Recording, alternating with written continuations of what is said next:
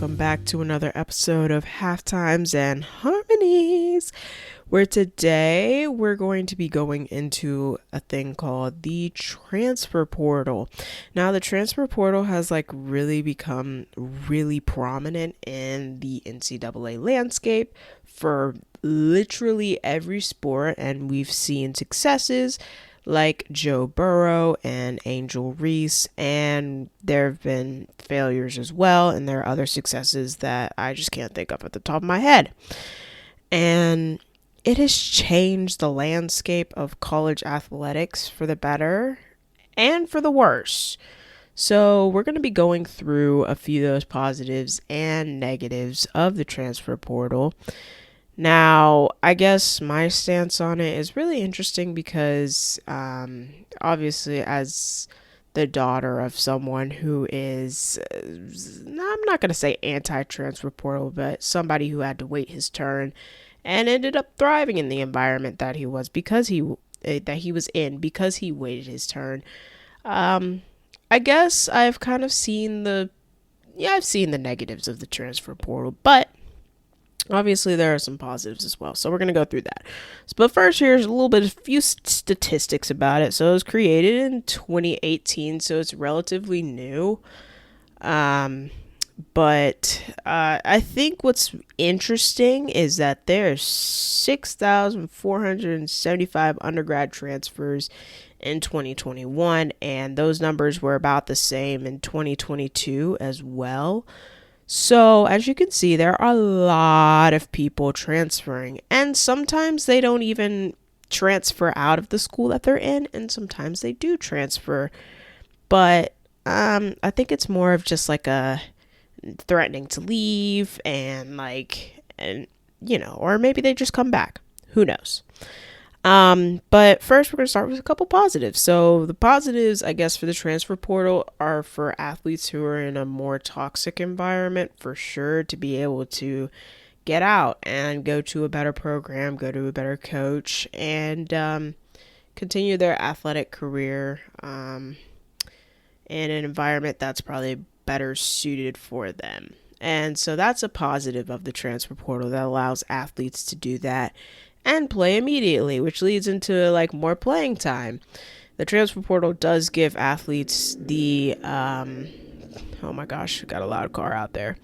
It gives athletes the opportunity to be able to have more playing time at a program where they can thrive, and they can it gets them to the next level. So, but also because of they can get more playing time, that's also a negative too, because then if they're just looking for more playing time, then it kind of feels a little selfish, and they're wanting their own desires, and I mean there's a little bit of greed and a little bit of impatience, I guess. Not really greed, but I guess a little bit of impatience that comes with wanting more playing time instead of waiting your turn and earning your starting role, and still thriving in the system that you were put into. So also I think it kind of also puts out a lack of commitment.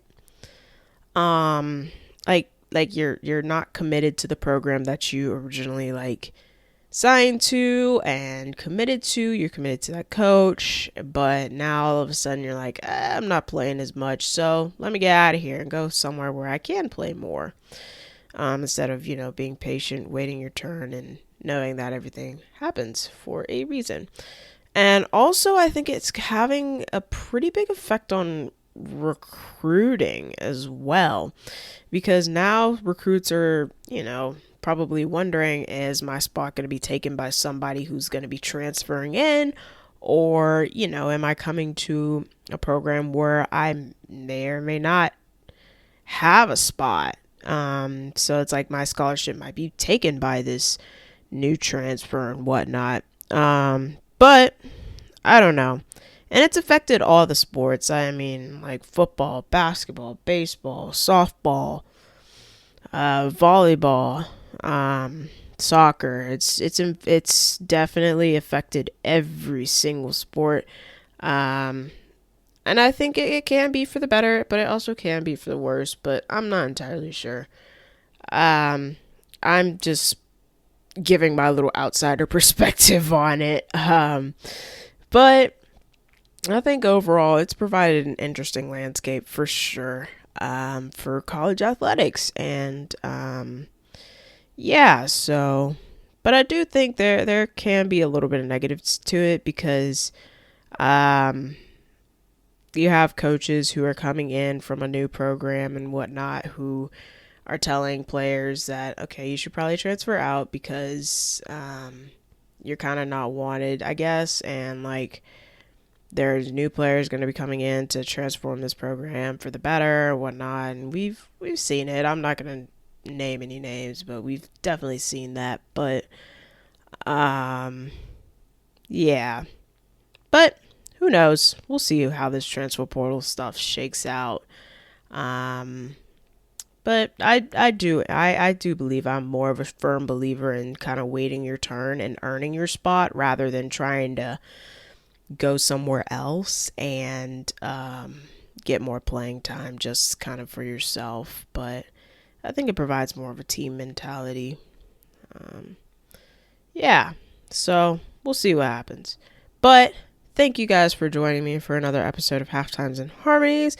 And with that, I say adios, ciao, au revoir, and goodbye.